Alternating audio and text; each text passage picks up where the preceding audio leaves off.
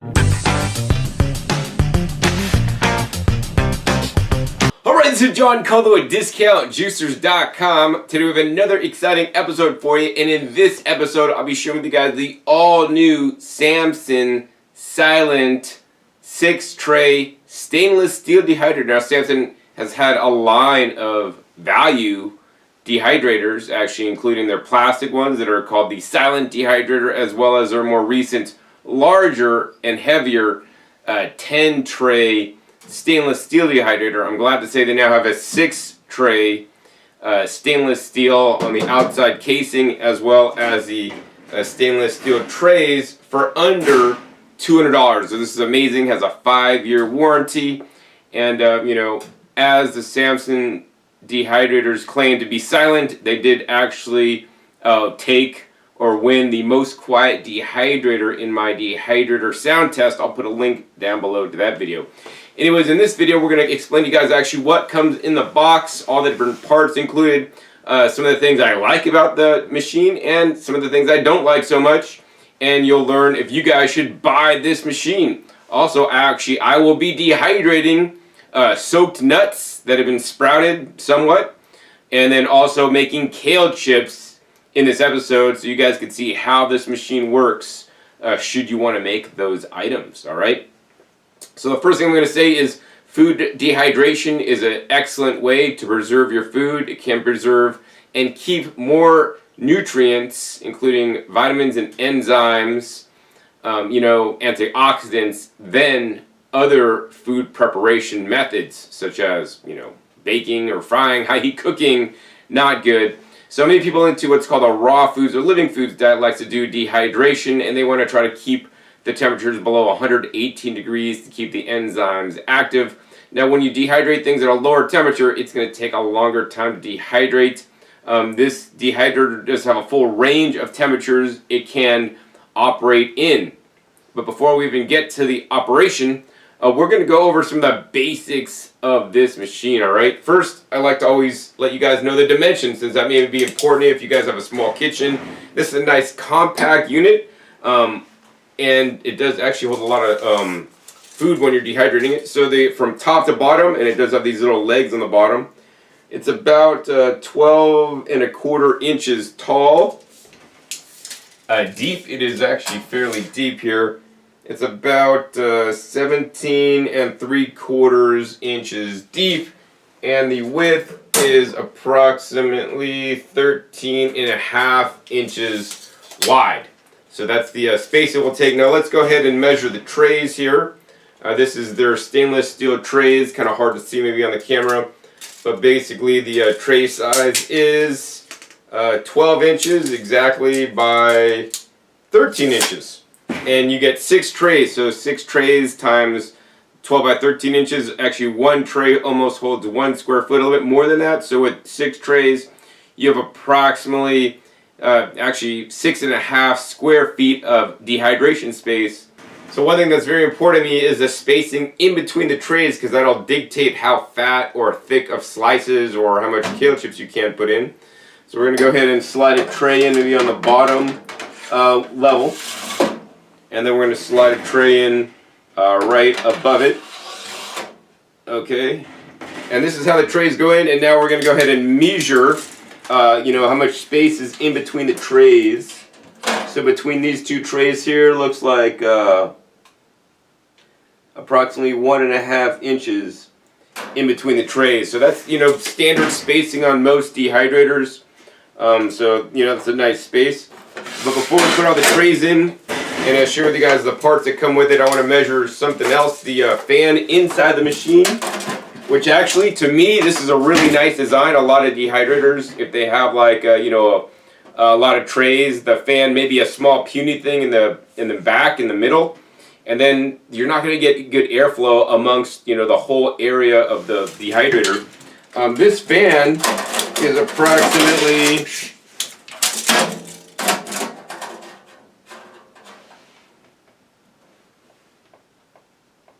I'm going to say it's like 7 inches like long, and the whole inside is basically 10 inches. So there's only a small area of the top and the bottom where there's not where there's not a fan blades running, but there's a nice baffle, so the whole air as it's being pushed across the food will get your food dehydrated. Now, I want to explain to you guys how a dehydrator works. These things are not rocket science. Basically, there's a heating element, and in this case, it's actually behind the fan, and then there's the fan. So the heating element heats up. The fan is pulling air from the back of the unit. That's why this should not be placed directly against the wall.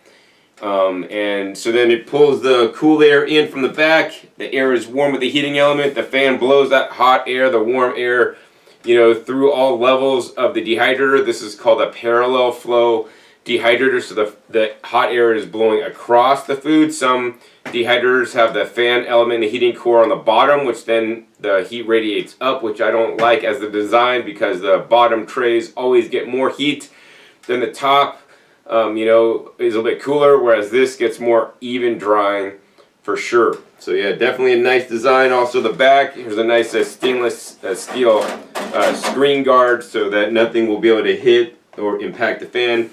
In addition, this inside is really nice. Inside this unit, it's just basically there's very few seams. There's seams at the corner.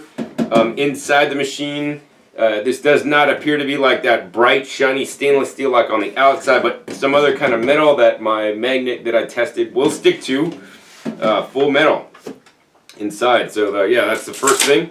And then the next thing I want to go over is is what's included with the dehydrator. All right. So what's included are, you get an instruction manual and a warranty card. Does a full 5-year warranty on all the major components. Some of the smaller components have a shorter 30-day warranty. You get 6 of these stainless steel trays. You also get 6 of these stainless steel tray liners. You can dehydrate on the stainless steel trays, but should you dehydrate something smaller than like the holes on the stainless steel tray, you may want to put these liners on top, and you do get 6 of these guys, so they have smaller hole spacing. So maybe you're going to dehydrate soaked sunflower seeds, right? They're not going to work on here, but you could easily put it on here. I would encourage you guys to always use the dehydrate right on the stainless. It's going to be better because there's going to be a little better airflow than all the holes on this mesh here. And in addition, you get something I like a lot. You get a drip tray, so we're going to put that inside immediately. The drip tray basically just goes right in the bottom of the machine to prevent drips. From sinking down onto the machine. So it's going to make your job easier to clean it. And we're going to go ahead and put all these trays in. Super simple, super easy. Just slide back in. Really nice. So far I'm quite impressed with this dehydrator. Now, one thing I'm not impressed about, because I basically tell it to you guys like it is that this dehydrator is what's called a phantom power puller. So you guys know what a phantom power puller is, for those of you guys that are into this energy stuff. Basically, the machine is plugged in right now, and if it's plugged in, the timer's on and the power button is illuminated. This means it is drawing current from your wall when it is plugged in. So should you not be using it, I would encourage you to unplug it, and then everything will go off. So now it's not drawing any power from the grid, but when you're ready to use it, you should plug it in, and it'll beep, and it'll basically tell you, and you could set it up. And it's super simple, super easy to use. I'll explain that in a second. First, I want to go over the instruction manual here, which is definitely good to read your instruction manual each and every time. Like, to me, this is like, I don't need to read the instruction manual, but there's some things in here that are really, really good to know. Some of the highlights, it tells you basically some of the specifications, all the different parts included, and it says, and I'm going to read this to you: before placing any food in the dehydrator, run this unit on high for 30 minutes. Any smoke or smells produced during this break-in period are normal. Please ensure sufficient ventilation. This is only necessary for the first time. So yeah, the brand new components, for example, in the heating element, heating coil, and or fan, sometimes when they're first, because they're brand new from the factory, when they're first burnt in, you may burn off some of the oils or whatever that was in there. So completely normal to smell a bit funny the first time, and they suggest turning it on without putting any food in. So very important, all right? Number 2 thing I want to go over is they have a dehydration guide in here with basically 40 different foods from grapes, nectarines, apples, strawberries, asparagus, dates, rhubarb, celery, how to dehydrate, all these things. So they tell you basically how to peel it or cut it, which is great, and then how much time it's going to take. So for example, for bananas it says peel and cut into 1/8-inch slices. Dryness test, so always to know if your food is done in the dehydrator, you're going to do a dryness test, and you're going to basically taste the food, and if it's still mushy, it's still got a lot of moisture content in it, and when you eat it, it's not done. If you try to store something that it still has too high a moisture content, it's going to mold, go bad, so you need to let it run longer. So it says it should be crisp, and then the approximate time it's going to take is from 8 to 38 hours to dehydrate, and that's normal time. You know, depending on how thick you cut your slices, depending on your humidity, where you live, depending on the temperature where you live, like if it's winter outside and a high humidity, it's going to take a little longer than if you live in an arid, hot, dry climate where it's 120 degrees outside. And if you slice things thicker, it's going to take longer. If it's thinner, it's going to be shorter. And then it says 8 to 38 hours for bananas, right? And so, and the other thing is, the hotter the temperature, the shorter the time, the lower the temperature. So if you're trying to keep it raw or raw foods, it's going to take longer, all right? And so they have temperature settings in here. And basically this dehydrator goes from 95 all the way up to 167. And so it goes in stages, as we will see in a minute. But basically for fruit, they recommend dehydrating at 140 degrees. Although if you're a raw foodist, you might want to do it at the one closest to 118, which is 113, because it has preset temperatures. You can't go to the exact degree. You must do one of the preset temperatures that they dictate to you, which 95, 104, 113, 122, 131, 140, 149, and then I guess it's 158 and 167.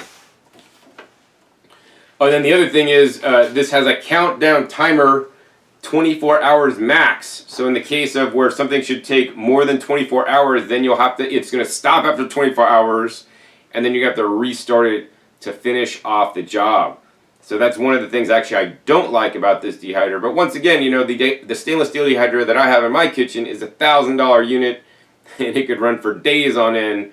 I mean, this is a lot, a lesser quality, for under $200. And, those are some of the trade-offs you're going to get if you're not buying the $1,000 unit. And to me, those are acceptable as long as this thing works properly. So now we're going to start this up and do a few tests with it. First thing is you won't be able to hit any of the buttons until you press the on-off button. So we press the on-off button once. And you guys hear that? Like, I let it fire up. And, I mean, you could barely hear that fan running, right? Super quiet. I have a sound tester right here, right? Let's go ahead and do a sound test on it. I mean, it's running. This sound tester's, I don't know, maybe like 1 foot away from the unit. And with the unit on and me not talking,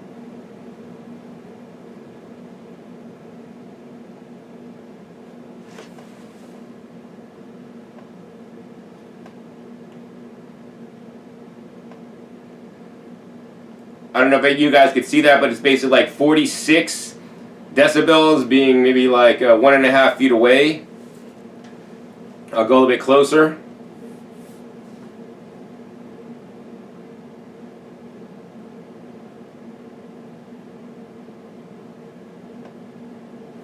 Looks like 51 or 52 decibels as it sits maybe 8 inches from the unit. Now we're going to go ahead and turn this off.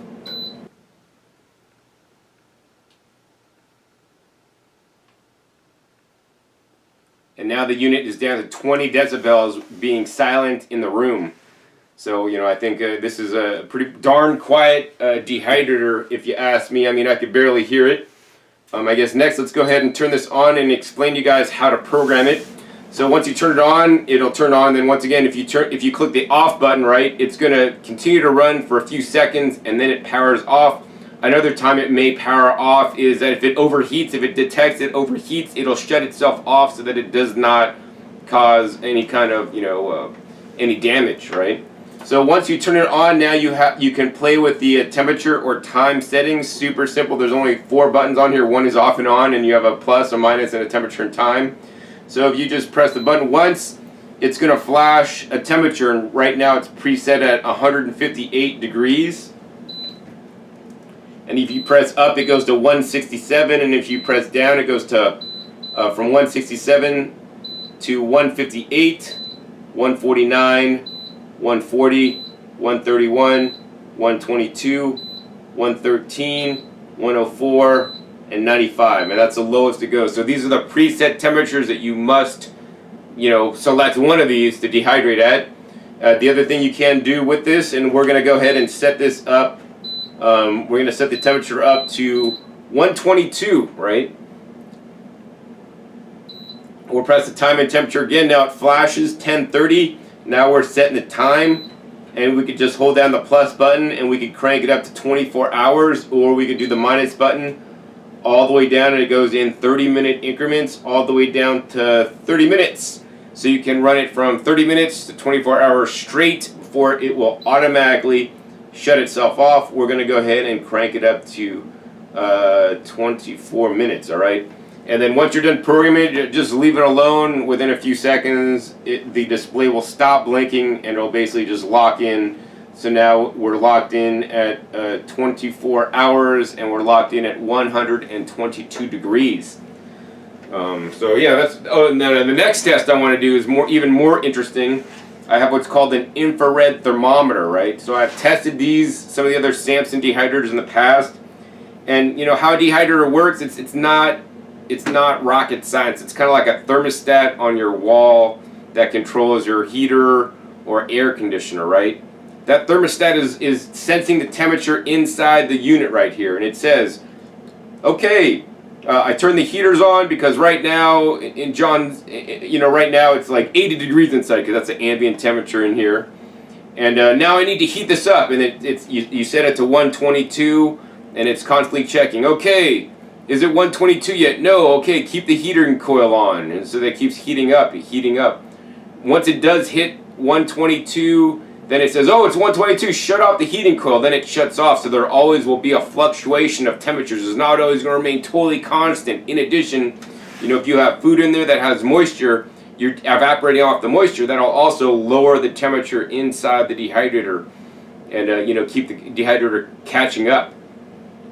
Now, the challenge arises is that some dehydrators don't have a true raw mode like the Sedona brand dehydrators do, where if it hits that temperature, it's going to never exceed that temperature. Most dehydrators don't have that setting. So some dehydrators, like for example the old school Excaliburs, if you set it for 105 degrees, it's going to fluctuate between 95 and 115 total. That's why you're supposed to dehydrate at 118. That's why you're supposed to set the Excalibur at 105. And this is a commonly known fact. If you have the digital Excalibur, then I think the temperature variation is about 7 degrees based on my testing. So I set my Excalibur dehydrator for 111 degrees if I wanted to keep it 118. But the question is, on this dehydrator, what will you set it at? So, we've letting it run for a little bit, and I don't really know what temperature it is inside, but we're going to go ahead and open this up and do an infrared thermometer test. And inside the machine here, I'm just checking, like I'm hitting the wall of the unit. It's registering at 114 degrees. If I hit the beginning tray, it's 117 degrees, 118.5, 119 degrees, 120 degrees. This is on the stainless steel tray, 121 degrees, 122 degrees. Wow, it's 123 degrees according to my infrared thermometer, 124. So yeah, so definitely if you're into raw foods, you will not want to set it to 122. You're going to want to probably back it down to 113. So let's go ahead and hit that. It's at 122. We're going to hit it down. Now it's at 113. We're just going to go ahead and let that stabilize here. And yeah, so I mean that's pretty much the easy operation. I guess the real difficult challenge for the dehydrator is preparing and cutting your produce properly. You should everything that you cut should be as thin as you possibly could get it. That way it's going to dehydrate faster. Pieces or things that you put in that are too thick may mold actually in the middle. So like if you're dehydrating sprouted grains that are super thick, right? I've had it before where in the middle they kind of more ferment instead of dehydrate, and you get case hardening, so the top and the bottom will dry, but the inside will still be moist. So I don't know how this is going to perform with that yet, but I mean, based on the other Samson Dehydrators that we've sold, everybody's pretty much always loved them, aside for the temperature variation from the temperature you set. So I think in the past I've always wanted to set a little bit too high. This one may run more at proper temperature, but we'll be sure to test this in a little bit to see. And also remember this: the food temperature is not the same temperature as the set temperature you set it. All right. So I mean, that's pretty much the basics on this dehydrator. Basically, you have the two sides, and it has nice handles on the sides, so you can pick it up easily. This unit is not too heavy to lift up, for me anyways, and it looks just really sharp on the kitchen. I like it so far, but you know, next we want to do a real world test. So now we're going to dehydrate my soaked nuts and some kale chips. Alright, so now we're ready, and I'm going to be dehydrating my kale chips that I made up here. Basically, it's kale, dinosaur kale, fresh picked from my garden with a sauce made from like vinegar and red peppers, garlic and miso. I think that's pretty much it. Onion powder, and some coconut meat and some flax seeds and some other nuts, filberts. All right. Also, I'll be dehydrating some soaked nuts. Right. I don't normally soak and dehydrate my nuts before I consume them. That may be better in some ways, but also may not be as good in some others. I find that it usually just takes too much time to be soaking and dehydrating nuts, and I don't have the time for that. I don't tend to eat a lot of nuts anyways. They say soaking your nuts may break down some of the fats, may reduce some of the different phytates on the skin and some of the toxins, and also basically just wash them off. I was really surprised at soaking these guys, and just even after soaking them and then pouring them off, how much like just crud was in the water. I'm like, man, I'm eating that stuff normally. But normally on a daily basis, my goal is to eat like one handful of nuts. So I'm not really like a high consumer of nuts. If I was eating them in more quantity, then I definitely would be soaking them and dehydrating them for sure. They also taste better that way, in my opinion. They kind of take some of that edge off, and also for many people are also more digestible. All right. So basically, if we were gonna dehydrate the soaked almonds, the challenge we're gonna have is if we take out a tray and we try to put these almonds on the tray, right? They'll basically like almost fall through the tray. So now you need to you could put those mesh sheets on, which would be one option. Another option is, and these are not included, these are available for purchase separately, you can get some non-stick sheets, Teflon sheets, that you can dehydrate on. These are infinitely reusable, provided you take care of them. Never soak these in water, clean them right after use, and let them dry. They'll last you many years. And these are best if you want to do fruit roll-ups. So these are pretty much required if you're going to do fruit roll-ups, like blend up fruit, pour that on this thing, and then dehydrate them. Then you could basically peel it off, make fruit roll-ups. You could also make things like wraps, with fruits and maybe some flax seeds, tomatoes and flax seeds blended up, and just pour that really thin on this sheet and make a nice flexible wrap, to wrap up, sushi in or vegetables in to eat.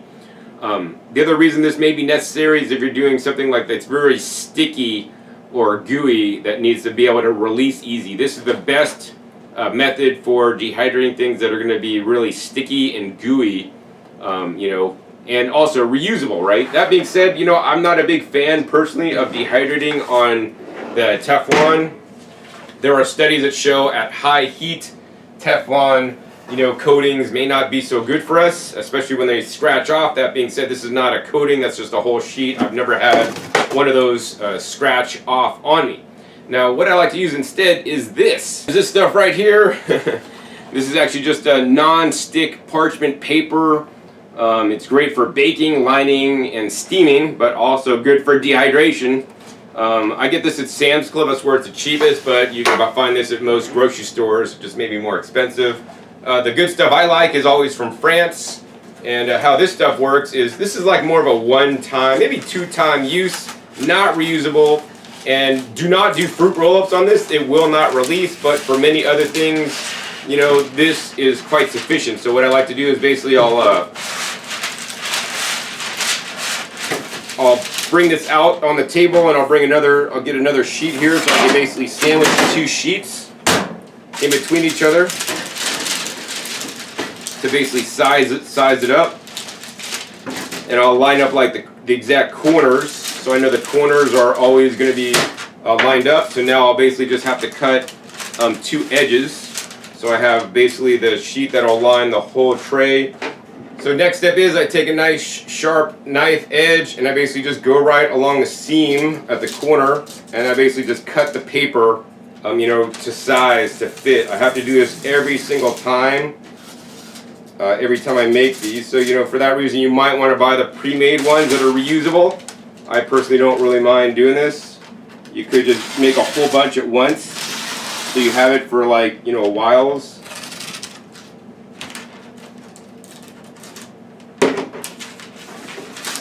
And there we go. Close enough for government work. So now we have basically a flat here with the paper. And now here's the thing, right? Always better to dehydrate on mesh because you get better airflow. But next to mesh, this is next best because the paper is quite thin and it's better able to transfer heat than the non-stick sheets are. So then once we have this paper cut, we're going to go ahead and spread out our nuts on it. Also, this makes cleaning the dehydrator sheets a lot easier. I've dehydrated things like tomatoes on these stainless steel sheets, and the tomatoes will stick like nobody's business, right? Not too fun. So basically what we're going to do is we're just going to go ahead and get all these almonds out. And it was basically just like I filled up this jar maybe 3/4 of the way, and then it expanded after soaking. So let's see if one whole 32-ounce mason jar worth of nuts fit on one sheet here.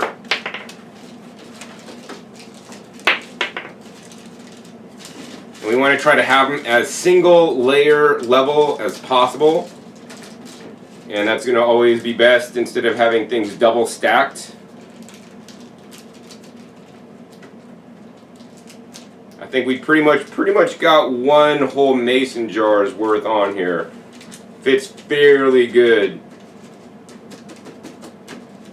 And these are just basically, the goal is to get them all touching each other, but you don't want to spend 2 hours to arrange them perfectly, because I got better things to do. Alright, so that's pretty good. And now we're going to go ahead and open up the dehydrator. And if you're only dehydrating a few things, I would always encourage you guys to use the middle shelves first before you use the top and the bottom. The middle shelves, I find, seem to always get the best airflow. So we're going to go ahead and pick this whole tray up and put it in second from the top shelf right there. Slide it right in. Alright, super simple, super easy. I think I'm going to cut another sheet of parchment and spread out my walnuts. And we'll speed this up for you guys since it's not rocket science.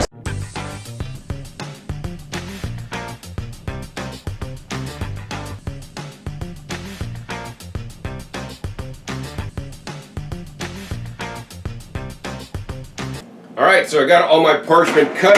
Next step is let's go ahead and lay out the walnuts, and then we're going to lay out the kale. Alright, so walnuts, once again, this is just a whole wide mouth mason jar full of soaked walnuts.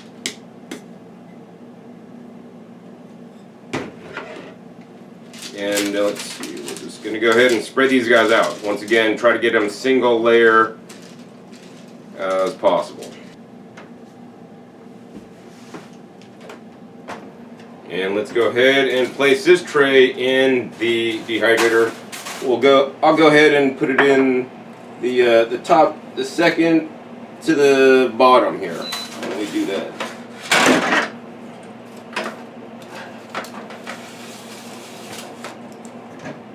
Alright, next let's go ahead and lay out the kale chips.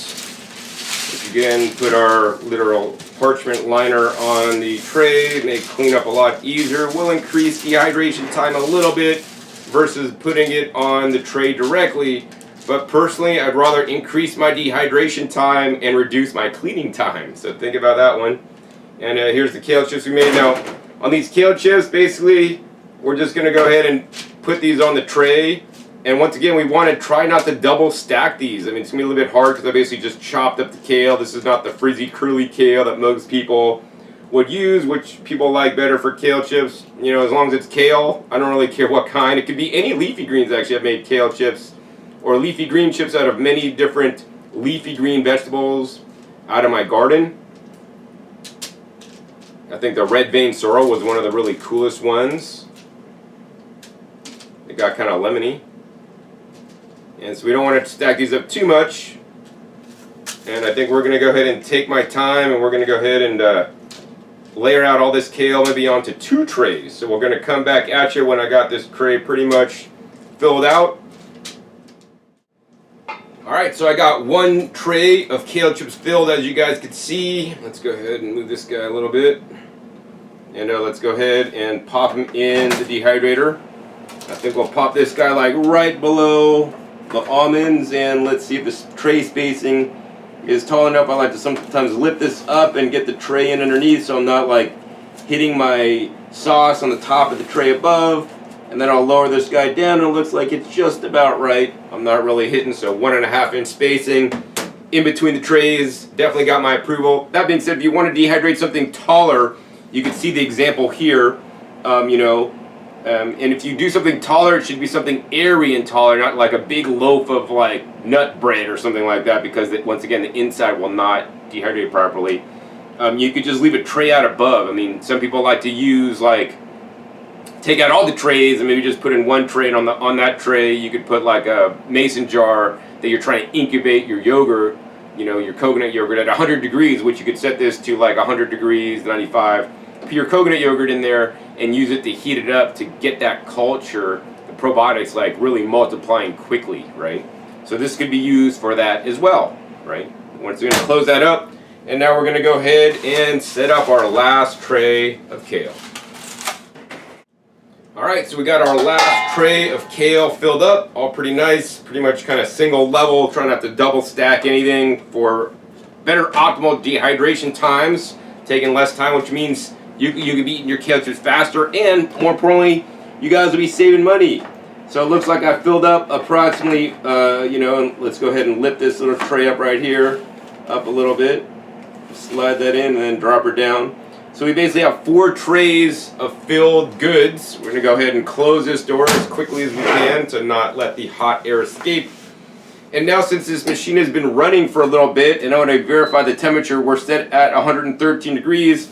I want to measure a couple things for you. So number 1, we're going to measure the outside of the food dehydrator. It's measuring 96 degrees, 95.5. If I measure the table right below it, that's measuring 84.5, so that's the ambient temperature. So the dehydrator outside, it's a little bit warm, it's not really warm to the touch because we're supposed to be like 98 degrees. If I measure through the front glass onto one of the pieces of kale that's in there, it's measuring 95.5, 96.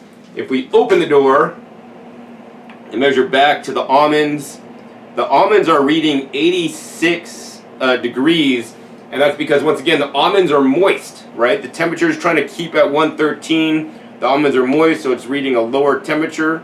If we go down to the kale that I put in first in the front of the kale, it's reading 82 degrees, so that's not really getting dehydrated yet. The other kale is reading 85, and the walnuts are 83.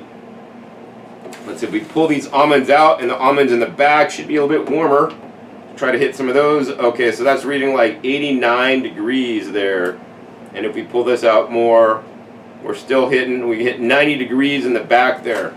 So as you guys can see, despite having it set at 113, my food temperature is really only like 85 to 90 degrees because it hasn't been running significant time yet. So what I like to do to speed up dehydration time is we're going to go ahead and hit the timer button. We're going to crank this up to 140 degrees, right? And I'm going to let it run at 140 for, I don't know, maybe 3 hours, 2 to 3 hours, right? Now, is the food temperature inside going to hit 140? Well, that's a good question. I don't believe so, because there's so much moisture in the food and there'll be a differential between the temperature the dehydrator is trying to keep and the food temperature, as you guys just saw right now. So what we're going to do for you is I just set it for 140, and we're going to go ahead and set the countdown timer to we're just going to set it to like 1 hour. And actually I'm going to come back in 1 hour and we're going to test the food temperature for you guys, so you guys could know what temperature it is if you set it to 140 and you just started dehydrating things that are really liquidy. Also during this time I'm going to go ahead and make some more kale chips or some other kind of leafy green chips to fill up the last 2 trays. So it's just been long enough for me to take a little lunch break, and now we're back.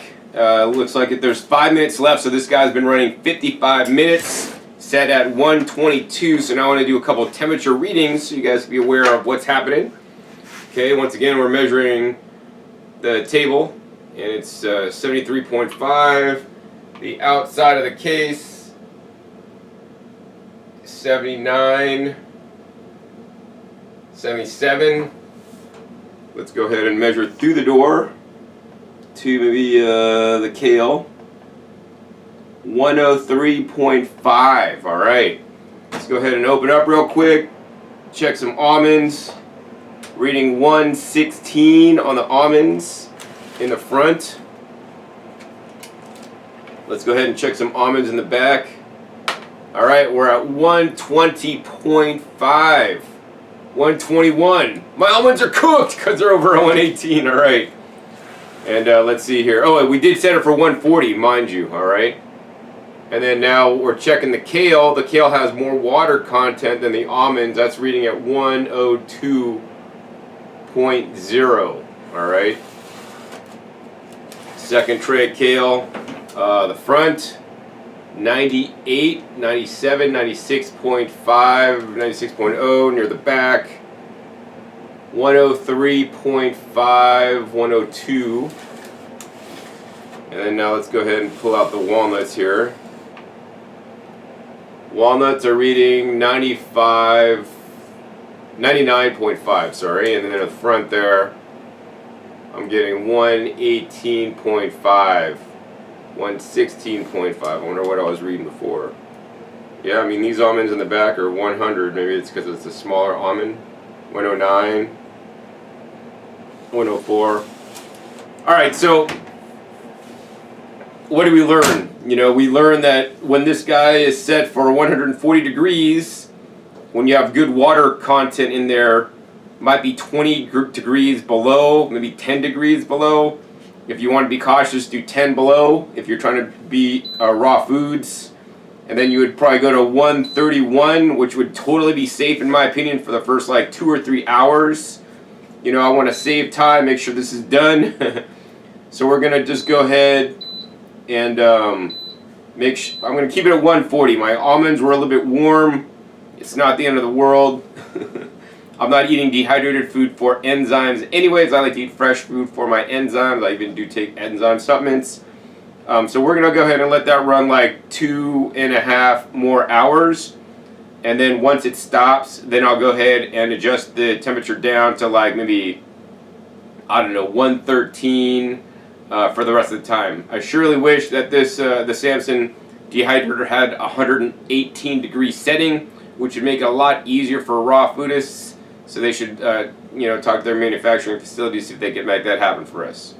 I think what I'm gonna do next is we're gonna go ahead and fill up the last 2 trays off camera, and actually I'm gonna come back at you tomorrow when this is all done and finished dehydrating, so I can share with you guys the results.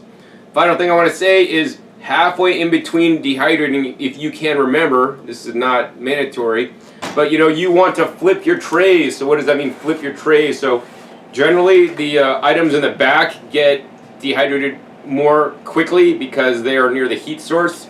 So then you're just going to take the tray out and spin it all the way around and put it right back in, so that the part that was near the front is now near the back. This is best to do. You only need to do this. You don't need to do it at all, but if you want better results, I would flip it halfway through dehydration time. In this case, I'm going to dehydrate 24 hours total, so at about 12 hours or before you go to bed if it's overnight, just turn it around. That'll definitely save you guys some time. Alright, so it's been over a day now. The machine has been running over 24 hours, and it ran down at 0, and then I actually put it up, cranked it to like another 10 hours, and it's been running a couple hours after that. So now I want to show you guys the results. After about 24 hours, I did check the dehydrator, and pretty much everything seemed to be done except for some of the spinach chips that I put in like 6 hours later. So that probably needed another 6 hours. So basically, as I set it at 122 originally, and at 122 it finished in 24 hours, no problem. Now if you set it down to the next lower temperature, 113, would it finish in time? You know, might not, depending on how much you load your trays and whatnot. One of the tests I did do is after 24 hours on 122, I did take my infrared thermometer and I did check the food temperature, and actually, surprisingly enough, it had pretty much normalized around 122 at the food temperature. So that's actually fairly accurate. I currently have this set at 113 degrees Fahrenheit, and so now I want to check the food temperature. You know, at this point, pretty much the water is dehydrated out of all the food, so we can check. So here's the walnuts, and checking the walnuts. Wow. So the walnuts is 118, 116, 114, 110. So depending on the walnut you check.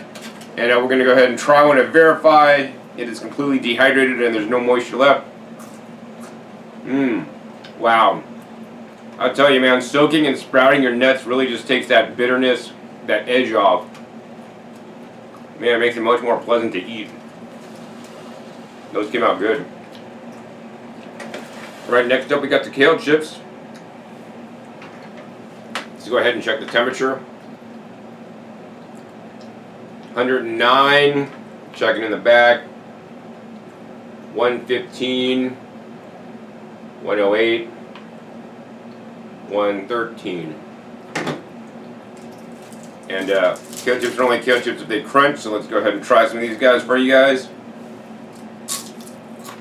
You guys hear that? That's crunchy. Got all that moisture out. This is a darn good dehydrator so far. Next, I did basically a spinach salad. So I had some of the extra dressing on the kale chips, and I basically just put it in spinach, chopped up all the spinach, and just laid it into a flat sheet on this parchment. And as you guys can see, the parchment separates fairly easily. It's coming off pretty good. I'm going to take a piece off this. Not quite as crunchy as kale, but dehydrated all the way. Definitely good nonetheless. So, let me check the temperature on that one. 112. 113. Alright, finally almonds are up. My gosh, I don't really eat unsprouted or unsoaked almonds.